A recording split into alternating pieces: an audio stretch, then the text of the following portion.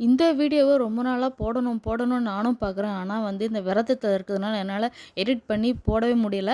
இது ஃபைனலா ரொம்ப நாளா இருக்கே, சரி இதுக்கப்புறம் இது வேல்யூவே இல்லாம போயிடும். மதிக்கவே மாட்டாங்க இதுக்கப்புறம் இந்த வீடியோ. எப்பயாவது போட்டு தொலைப்போன்னு சொல்லிட்டு எடிட் பண்ணி போடுறது தான். இது குலோப் ஜாமுன் நான் ஆல்ரெடி சொல்லியிருக்கேன். எனக்கு குலோப் ஜாம் மட்டும் கரெக்ட்டா வந்துரும். எது வருதோ இல்லையோ என் கைக்கு குலோப் ஜாம் மட்டும் கரெக்ட்டா வந்துரும். இத்தனைக்கும் அந்த கடையில வாங்குற அந்த மிக்ஸ் தான். ஒண்ணு எடுத்து வச்சுருவேன். அது எப்படின்னா, அதுக்கப்புறமா ஒரு 2 வாரம் கழிச்சு அது செய்வேன் நானு.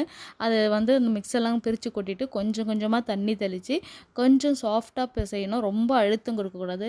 கொஞ்சம் சாஃப்டாக பிசையணும். ஸ்டார்டிங்கில் கையெல்லாம் ஒட்டும். அதுக்கப்புறம் கொஞ்சம் ஆயில் கொஞ்சம் ஊற்றிட்டோ இல்லை நெய்யோ ஊற்றிட்டு எதையாவது ஒன்று போட்டு கொஞ்சம் லைட்டாக அப்படியே சாஃப்டாக பிசைஞ்சால் செம்ம சாஃப்டாகிடும். இது உருட்டுறது தான் ரொம்ப முக்கியம். உருட்டல், அந்த கையில் உருட்டல் தான் ரொம்ப முக்கியம். அதை வச்சு நல்லா என்ன சொல்கிறது, அழுத்தவும் கூடாது, ரொம்ப சாஃப்டாக இருக்கக்கூடாது.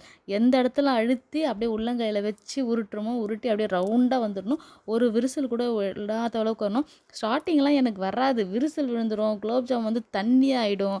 இல்லைன்னா அந்த சர்க்கரை பாவு கட்டி ஆயிடும். ரொம்ப கஷ்டப்படுவேன். அதுக்கப்புறம் நானா கத்துக்கிறது தான்.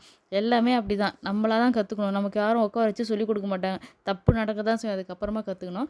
அதுக்கப்புறம் 1 கிளாஸ் சர்க்கரைக்கு 1 கிளாஸ் தண்ணி கரெக்டா ஊத்தி அதை கொதிக்க வச்சுருவேன். நல்லா கரைச்சி விடுங்க. இல்லைன்னா அடியில அப்படியே சர்க்கரை அப்படியே நின்றும் கட்டி கட்டியா. அது கொதிக்கிறதுக்காப்புல இங்க எண்ணெய் நல்லா சூடானதுக்கு அப்புறமா டக்கு டக்குன்னு குலோப் ஜாம் போட்டு நல்லா பெரட்டி கொடுக்கணும். இல்லைன்னா கீழே வெந்துட்டு இருக்கும்போதே மேலே விரிசல் விட ஆரம்பிச்சோம். பெரட்டி கொடுக்கணும். அதே சமயத்தில் டக்குன்னு ஸ்லோ பண்ணிவிடுங்க ஸ்டவ்வை.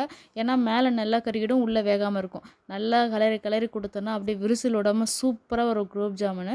அப்புறம் இந்த சக்கரை பாகு தொட்டு தொட்டு பாருங்கள். இந்த கம்பி பாதெல்லாம் வேண்டாம். நமக்கு கையில் நல்லா திக்காக வருதா பார்த்துட்டு ரோஸ் எசன்ஸோ இல்லை ஏலக்காவும் போட்டு அதை போட்டுட்டு அந்த பொரிச்ச குலோப் ஜாமுன் போட்டு மூடிட்டிங்கன்னா ரெடி ஆகிடும். சூப்பராக இருக்கும்.